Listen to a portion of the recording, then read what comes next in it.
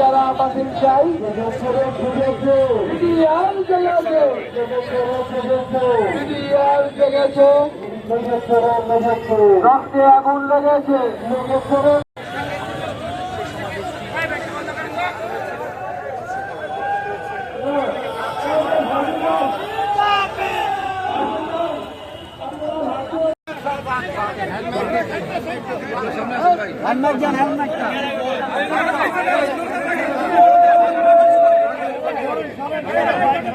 ভাই আমাদেরকে একটু চাইতে দেন ভাই। আমি একটা কথা বলেছিলাম যে ফাইজুল আরো আগেই যে ঠিক আছে আজকে যেহেতু আমাদের স্বরাষ্ট্র উপদেষ্টা স্যার নাই, তো আমরা সচিবালয়ে যোগাযোগ করার চেষ্টা করছিলাম যে সে বাইরে আছে, ঢাকার বাইরে। তো আগামীকাল আমরা চেষ্টা করব আপনাদের প্রতিনিধি নিয়ে আপনারা সচিবালয়ে যাবেন, স্যারের সাথে কথা বলে আসবেন, ঠিক আছে? তো চেষ্টা মানে এটা আমরা তো বলতে